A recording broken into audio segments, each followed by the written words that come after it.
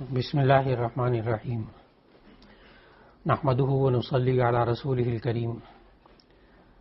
اللہ تعالیٰ کے فضل و کرم سے، اس کی خاص توفیق سے ہم دین اسلام کا مطالعہ کر رہے ہیں اور روزانہ دین اسلام کے 5 شعبوں ایمانیات، عبادات، معاملات، معاشرت اور اخلاق کے بارے میں ہم دین اسلام کی تعلیمات سنتے ہیں۔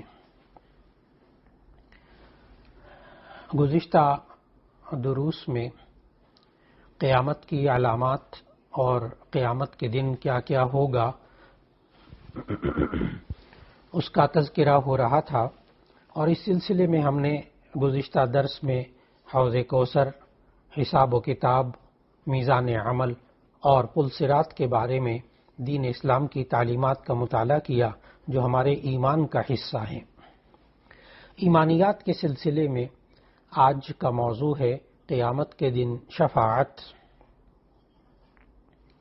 اللہ تعالیٰ نے قرآن مجید میں کئی جگہ ارشاد فرمایا کہ اس دن کسی کی شفاعت کام نہیں آئے گی الا باذنہ، مگر اللہ کی اجازت سے۔ اللہ جس کو اجازت دے گا وہ شفاعت کا سفارش کر سکے گا، لیکن کوئی بندہ اپنے زور پر، اپنی رشتہ داری، اپنے تعلق کی بنا پر کوئی سفارش نہیں کر سکے گا۔ چنانچہ سب سے بڑی شفاعت جسے شفاعت کبریٰ کہتے ہیں وہ تو نبی کریم صلی اللہ علیہ وسلم کی شفاعت ہے، اور اس پر ہمیں ایمان رکھنا چاہیے کہ نبی کریم صلی اللہ علیہ وسلم کی شفاعت قیامت میں برحق ہے۔ اس کے علاوہ نبی کریم صلی اللہ علیہ وسلم نے ہمیں سمجھایا کہ ایک حافظ بھی، حافظ قرآن، وہ بھی اپنے خاندان کے ایسے 10 افراد کے بارے میں سفارش کر سکے گا جن پر جہنم واجب ہو چکی ہوگی۔ پھر اس کے بعد ہمیں احادیث سے یہ بھی معلوم ہوتا ہے کہ چھوٹے بچے یا بچیاں جو انتقال کر جاتی ہیں ان کو بھی اللہ تعالیٰ شفاعت کا حق دے گا۔ چنانچہ چھوٹے بچے اور بچی کے جنازے میں ہم جو دعا پڑھتے ہیں اس کے الفاظ یہ ہوتے ہیں: اللہم اجعلہ لنا فرطا واجعلہ لنا اجرا وذخرا واجعلہ لنا شافعا ومشفعا، کہ اے اللہ اس کو سفارش کرنے والا اور سفارش کیا ہوا بنا دے۔ تو معلوم ہوا کہ چھوٹے بچے بھی جو بچپن میں انتقال کر جائیں وہ بھی ماں باپ کے حق میں شفاعت کر سکیں گے۔ اس طرح روزہ اور قرآن، اس کی بھی شفاعت کا ذکر حدیث میں موجود ہے۔ لیکن ہم جس چیز کا آج تذکرہ کر رہے ہیں وہ ہے قیامت کے دن نیک لوگوں کی شفاعت بروں کے حق میں۔ اللہ تعالیٰ کے اذن اور اس کی اجازت سے یہ حق ہے اور اس پر ہمارا ایمان ہے۔ اللہ تعالیٰ انبیاء، علماء اور شہداء اور فرشتوں کو اہل ایمان کے حق میں کچھ عرض کرنے کی اجازت دیں گے۔ شفاعت کا دروازہ سب سے پہلے حضرت صلی اللہ علیہ وسلم کھلوائیں گے، اور تمام اولین و آخرین مل کر حضور نبی کریم صلی اللہ علیہ وسلم سے شفاعت کی درخواست کریں گے۔ اہل محشر کی طرف سے شفاعت کی درخواست حضرت آدم علیہ السلام سے شروع ہوگی اور آخری نبی حضرت محمد مصطفیٰ صلی اللہ علیہ وسلم پر ختم ہوگی، اور اس وقت نبی کریم صلی اللہ علیہ وسلم کا خاتم النبیین اور سید الاولین والآخرین ہونا سب اہل محشر پر ظاہر ہو جائے گا اور سب کو آپ کے مرتبے کا علم ہو جائے گا۔ اس میں یہ ضرور ذہن میں رکھنا چاہیے کہ ہمیں احادیث کی روشنی میں حضرت محمد مصطفیٰ صلی اللہ علیہ وسلم کی 5 مقامات پر مختلف شفاعتوں کا تذکرہ ملتا ہے۔ پہلی شفاعت جس کو شفاعت کبریٰ کہتے ہیں یہ میدان حشر میں ہوگی۔ یہ شفاعت میدان حشر کی شدت اور دہشت کی تخفیف اور حساب و کتاب شروع ہونے کے لیے ہوگی۔ دوسری شفاعت نبی کریم صلی اللہ علیہ وسلم کی حساب اور سوال میں سہولت جاننے کے لیے ہوگی کہ ان سے حساب آسان لیا جائے گا، محاسبے میں سختی نہ کی جائے۔ تیسری شفاعت نبی کریم صلی اللہ علیہ وسلم کی یہ ہوگی کہ بعض گناہ گاروں پر عذاب کا حکم جاری ہونے کے بعد شفاعت فرمائیں گے تو ان لوگوں کا قصور معاف کر دیا جائے گا اور جہنم میں نہ ڈالا جائے گا، یہ بھی اللہ کی اجازت سے ہوگا۔ چوتھی شفاعت نبی کریم صلی اللہ علیہ وسلم کی وہ احادیث سے ثابت ہے کہ بعض گناہگار جو جہنم میں داخل ہوں گے ان کو دوزخ سے نکالنے کی شفاعت فرمائیں گے۔ پانچویں شفاعت بعض اہل ایمان کے درجے بلند ہونے کی شفاعت فرمائیں گے کہ اس مومن کو اس سے بڑھ کر درجہ دے دیا جائے۔ یہ شفاعت کی کل 5 قسمیں ہیں جو کہ احادیث سے ثابت ہیں اور سب حق ہیں۔ البتہ بعض لوگ ایسے ہیں جو صرف پہلی قسم یعنی شفاعت کبریٰ اور آخری قسم کی شفاعت کے یا قائل ہوتے ہیں اور باقی جو شفاعتیں ان کا انکار کرتے ہیں۔ یہ درست نہیں ہے، بلکہ نبی کریم صلی اللہ علیہ وسلم کے لیے یہ 5 شفاعتیں احادیث سے ثابت ہیں، اور ہمارا ایمان ہونا چاہیے کہ نبی کریم صلی اللہ علیہ وسلم یہ شافع محشر ہیں، اور قیامت کے دن امت کے بارے میں یہ نبی کریم صلی اللہ علیہ وسلم گناہگاروں کے بارے میں شفاعت فرمائیں گے، اور یہ سب اللہ کے حکم اور ان کی اجازت سے ہی ہوگا۔ یہ آج ہم نے ایمانیات کے سلسلے میں اس بات کا مطالعہ کیا کہ نبی کریم صلی اللہ علیہ وسلم کی شفاعت قیامت میں برحق ہے۔ دوسرا شعبہ عبادات کا۔ عبادات کے شعبے میں آج اب تک ہم نماز، روزہ، زکوٰۃ کے بارے میں تفصیل سے مطالعہ کر چکے ہیں۔ آج ہمارا موضوع ہے عمرے کے بارے میں۔ عمرہ اور حج اس کے معلومات کا سلسلہ شروع ہو رہا ہے عبادات کے ضمن میں۔ آج ہم عمرے کا طریقہ ذہن نشین کریں گے۔ عمرہ اس کا لفظی مطلب ہوتا ہے زیارت کرنا، اور یہ سنت ہے۔ عمرہ کسے کہتے ہیں، اس کا طریقہ کیا ہوتا ہے کہ عمرے کے اندر کل 4 کام ہوتے ہیں۔ نمبر 1 احرام باندھنا، یہ عمرے کے لیے شرط ہے۔ نمبر 2 طواف کرنا خانہ کعبہ کا، یہ عمرے میں فرض ہے۔ نمبر 3 صفا اور مروہ کے درمیان سعی کرنا، یہ عمرے کے اندر واجب ہے۔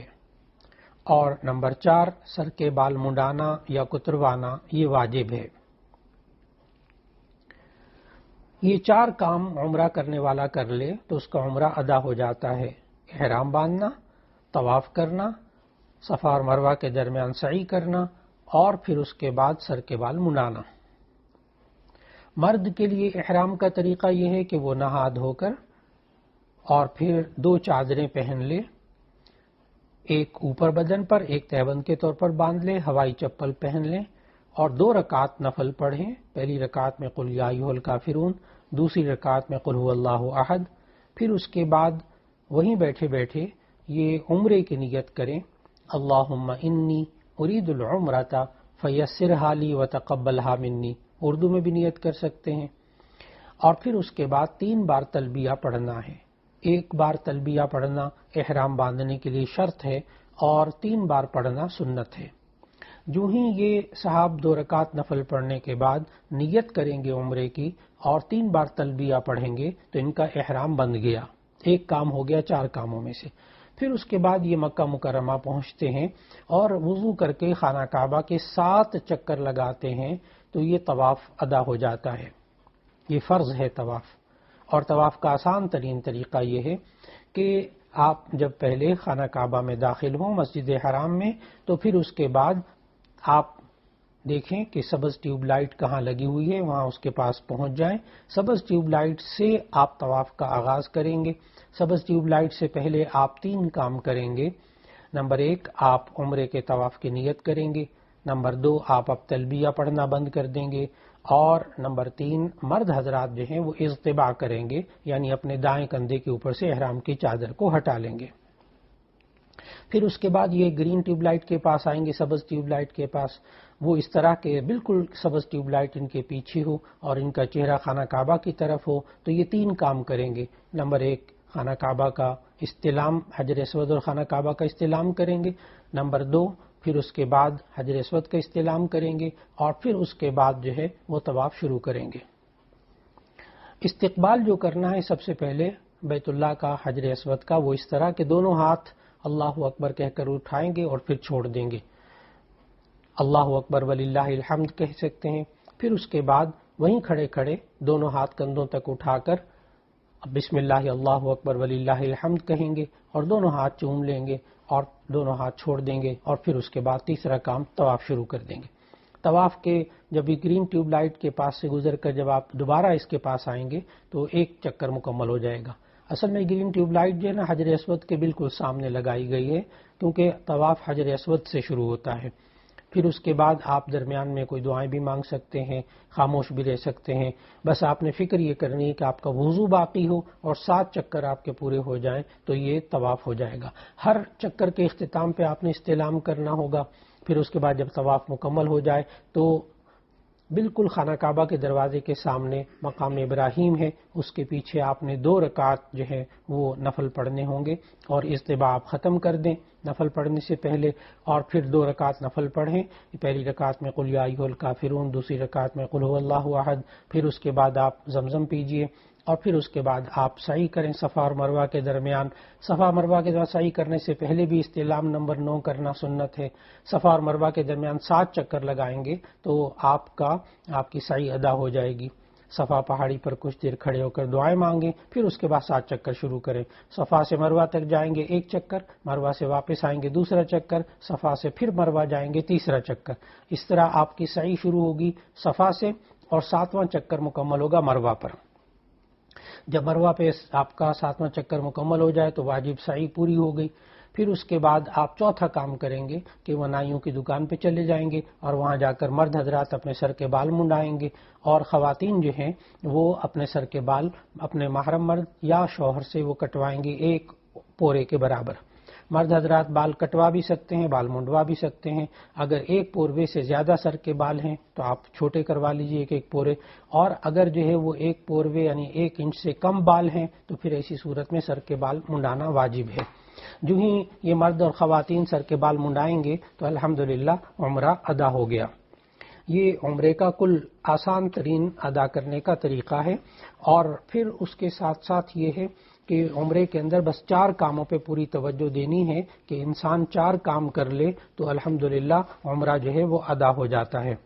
نمبر 1 کہ آپ نے احرام باندھنا ہے، نمبر 2 خانہ کعبہ کا طواف کرنا ہے، نمبر 3 آپ نے صفا اور مروہ کے درمیان سعی کرنی ہے، اور نمبر 4 آپ نے اپنے سر کے بال منڈانے ہیں یا کتروانے ہیں۔ یہ عبادات سے متعلق آج بات چیت تھی، اور اس ضمن میں ہم نے مطالعہ کیا کہ عمرہ کیسے ادا کرتے ہیں۔ تیسرا شعبہ دین اسلام کا جس کے بارے میں ہم روزانہ بات کرتے ہیں، اور وہ ہے معاملات۔ آج ہم معاملات کے سلسلے میں قرض کے بارے میں بات کریں گے کہ قرض کے معاملات میں ہمیں کیا تصور رکھنا چاہیے، کیا احتیاطی تدابیر رکھنی چاہیے، جو کہ اللہ تعالیٰ نے قرآن مجید میں اور نبی صلی اللہ علیہ وسلم نے احادیث میں ہمیں سمجھائی ہیں۔ اور یہ وقت کی بہت بڑی ضرورت ہے، کیونکہ آج لوگ قرض کے معاملے میں بہت زیادہ پریشان ہوتے ہیں، صرف اس وجہ سے کہ وہ اللہ تعالیٰ اور نبی کریم صلی اللہ علیہ وسلم کے بتائے ہوئے احکامات کو ذہن میں نہیں رکھ پاتے۔ قرض، یہ اللہ تعالیٰ نے قرآن مجید میں اس کی ترغیب بھی دی قرض دینے کی۔ من ذا الذی یقرض اللہ قرضا حسنا، کون ہے جو اللہ کو قرض حسنا دے؟ ظاہر اللہ کو تو نہیں قرض حسنا دینا، بندے جو ہیں ان کو قرض دینا قرض حسنا کہلاتا ہے، جس میں کہ سود نہ ہو، جس میں کوئی اور خلاف شرع بات نہ ہو، اس کو قرض حسنا کہتے ہیں۔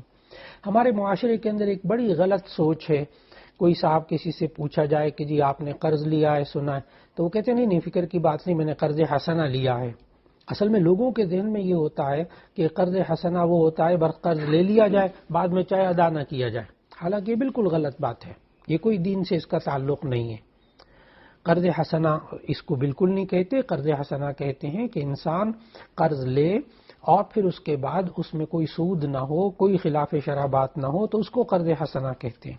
ورنہ قرض لینے کے بعد بہرحال قرض کو واپس کرنا ہوتا ہے، سوائے اس کی کہ خود قرض دینے والا یہ کہہ دے کہ جی آپ اگر چاہیں تو قرض دے دیں، نہ چاہیں تو نہ دیں، وہ ایک الگ چیز ہے۔ نبی کریم صلی اللہ علیہ وسلم نے قرض لینے کے لیے آداب بھی سکھائے، اور پھر اس کے بعد نبی صلی اللہ علیہ وسلم نے قرض کی ادائیگی کی بہت فکر ڈالی، اور حضرت عائشہ رضی اللہ تعالیٰ عنہ سے مسند احمد میں روایت ہے کہ نبی کریم صلی اللہ علیہ وسلم نے فرمایا میری امت میں جو شخص قرض کے بوجھ میں پڑ جائے پھر اس کے ادا کرنے کی پوری کوشش کرے پھر ادا کرنے سے پہلے مر جائے تو میں اس کا مددگار ہوں گا۔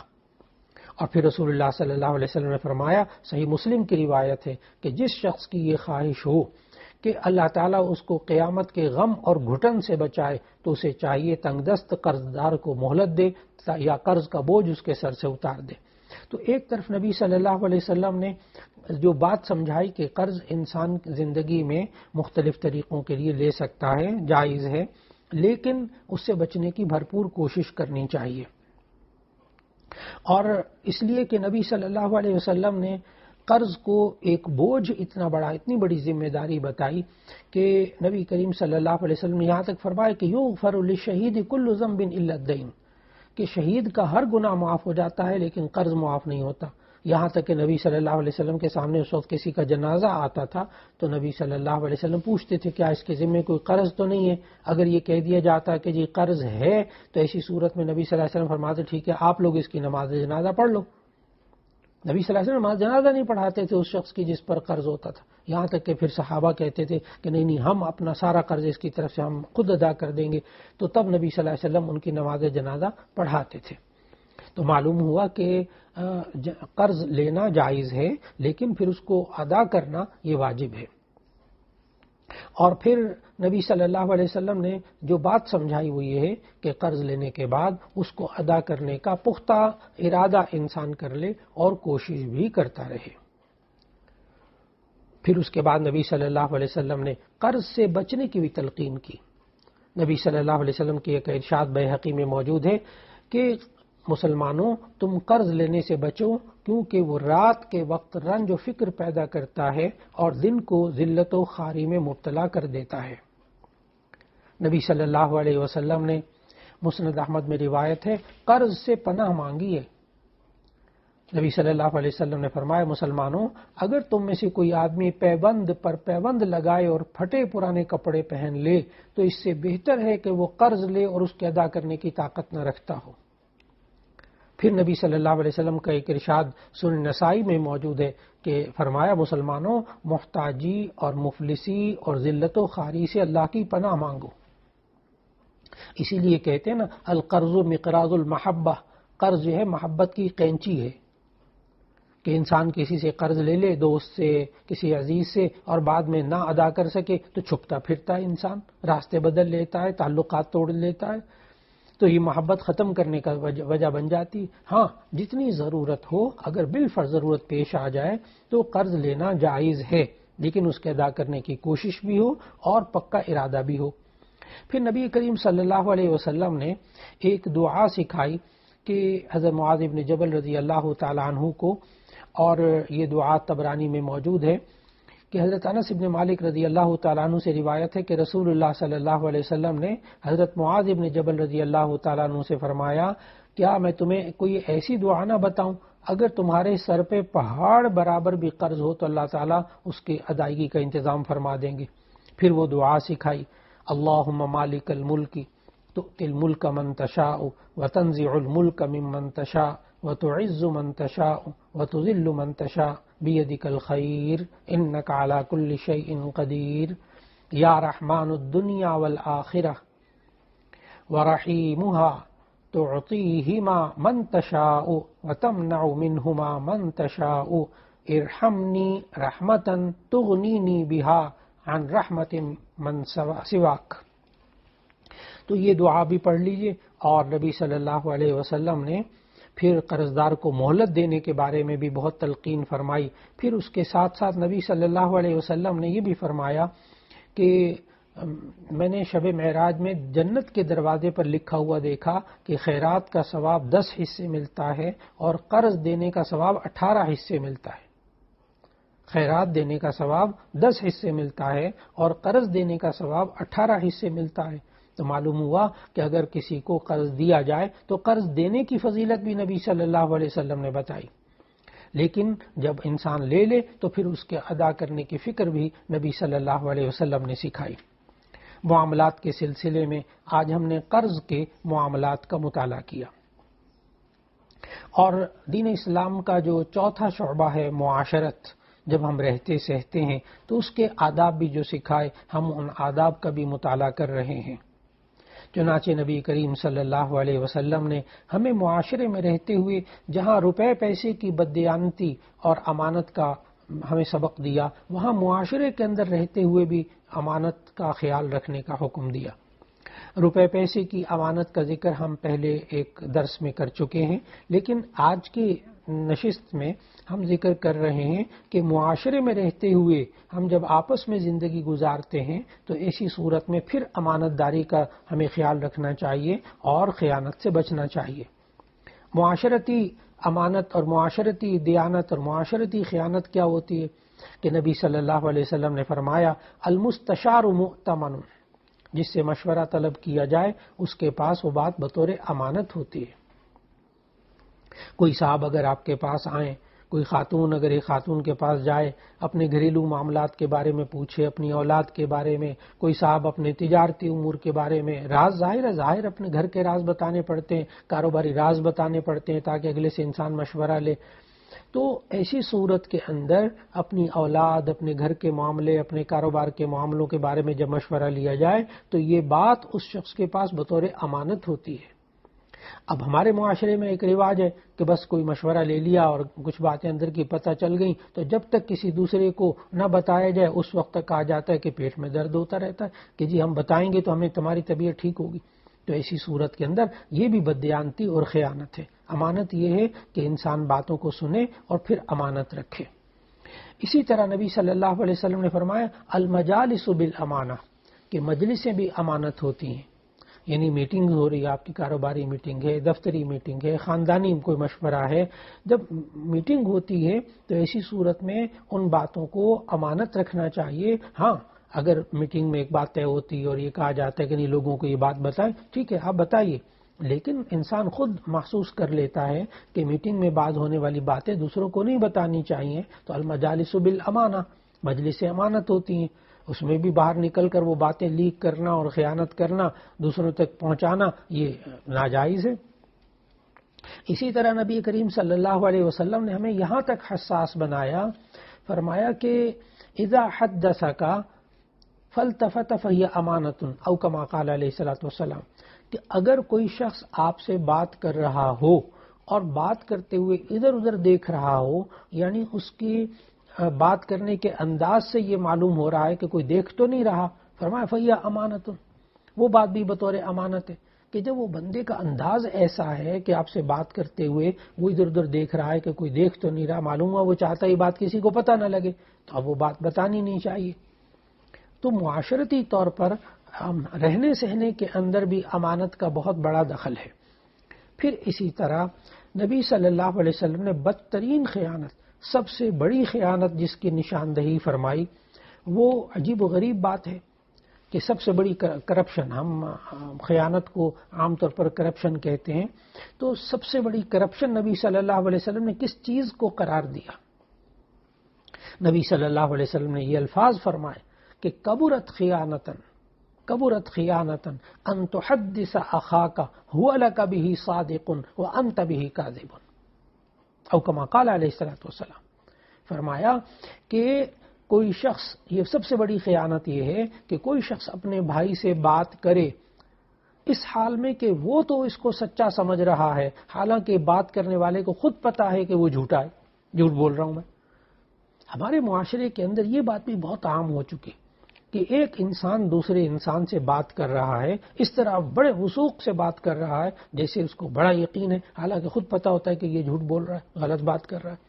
تو یہ بہت بڑی خیانت ہے، دوسرے پر الزام لگانا، دوسروں کے خلاف باتیں کرنا، حالانکہ پتہ بھی ہے کہ میرے پاس کوئی ثبوت نہیں ہے، غلط بات ہے، لیکن اس کے باوجود لوگوں کے اندر یہ بات ہے، دوسرے انسانوں کے بارے میں برائیاں پھیلانا۔ تو معاشرتی طور پر بھی انسان کو امین ہونا چاہیے۔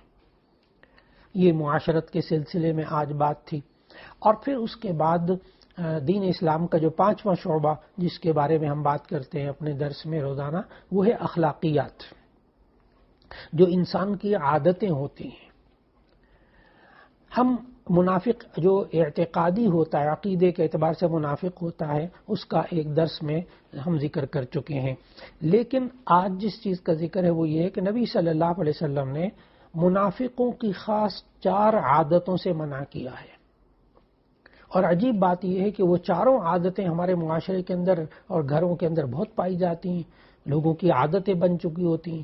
تو اس لیے خاص طور پر اپنے بچے بچیاں، اپنے بیوی شوہر اور گھر، خاص طور پر کاروباری دوست احباب کے اندر کوشش کرنی چاہیے کہ یہ چاروں کے چاروں منافقوں کی عادتیں یہ ہماری زندگیوں سے نکل جائیں.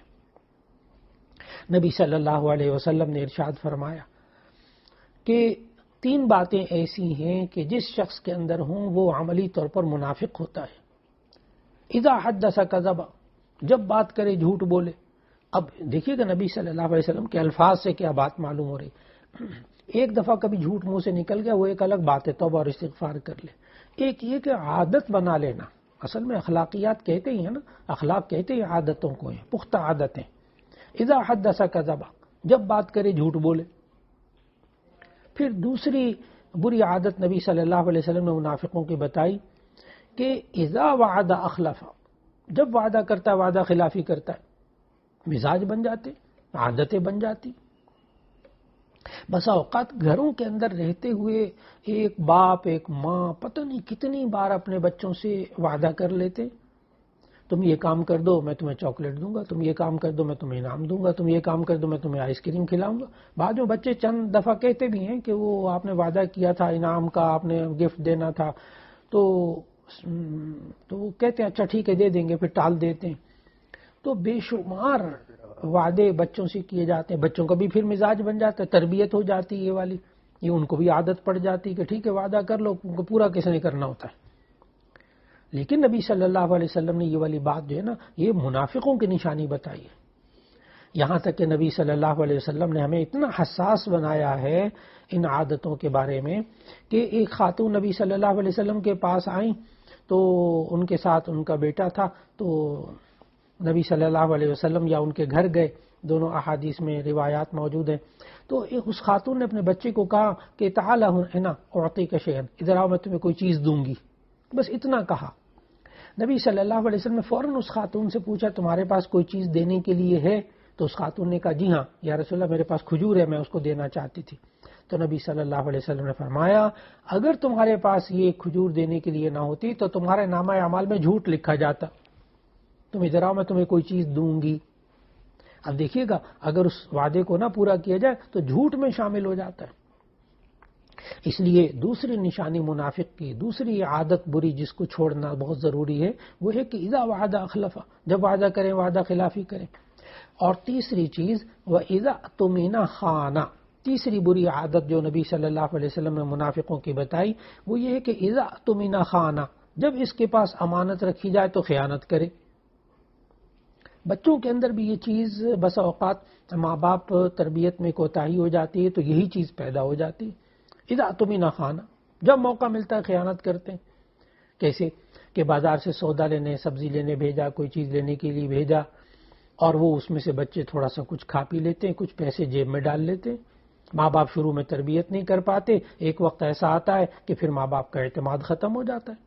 لیکن جو ماں باپ شروع سے تربیت کرتے ہیں، عادات اپنی بھی پختہ رکھتے ہیں، خود بھی امانت میں خیانت نہیں کرتے، خود میاں بیوی آپس میں اگر ایک دوسرے کی خیانت نہ کریں تو آپس کا اعتماد بحال رہتا ہے کہ شوہر جو ہے وہ اپنا بٹوا سامنے رکھ دے اور باتھ روم میں چلا جائے، باہر چلا جائے، مجالے کہ بیوی اس کو ہاتھ لگائے. اور اسی طرح بیوی کا پرس موجود ہو اور شوہر اس کو ہاتھ لگائے، ناممکنات میں سے ہے. اسی طرح ہمارے معاشرے کے اندر عام بیماری ہے کہ کسی کا موبائل پڑا ہوگا تو کھول کے اس کے اندر کی چیزیں دیکھنا شروع کر دیں گے. شوہر بیوی کے موبائل کو دیکھتا ہے، بیوی شوہر کے موبائل کے پیچھے پڑی رہتی ہے. یہ بری عادتیں ہیں جس کو نبی صلی اللہ علیہ وسلم نے چھڑوایا اور فرمایا کہ اذا اؤتمن خان، جب امانت رکھی جائے تو خیانت کرے. اور چوتھی بری عادت نبی صلی اللہ علیہ وسلم نے منافقوں کی ایک اور روایت میں بتائی کہ اذا خاصم فجر، جب جھگڑے بد زبانی کرے. ٹھیک ہے آپ نے کوئی حق لینا ہے، آپ نے کوئی بات منوانی ہے، آپ کوئی دوسرے کو کوئی بات کہنا چاہتے ہیں، الفاظ ہیں لاکھوں الفاظ ہیں وہ بول لیں، بد زبانی کرنے کی کیا ضرورت ہے. بد زبانی جب جھگڑے بد زبانی پہ اتر آئے، گالم گلوچ، گھر کا ایک ماحول بن جاتا ہے، کاروبار کا، دکان کا ایک ماحول بن جاتا ہے، دفتروں کا ماحول بنا لیتے ہیں لوگ کہ جب جھگڑنا ہے تو بد زبانی کرنی۔ اللہ تعالی ہم سب کو منافقوں کی ان نشانیوں سے محفوظ فرما دے۔ وآخر دعوانا ان الحمد للہ رب العالمین۔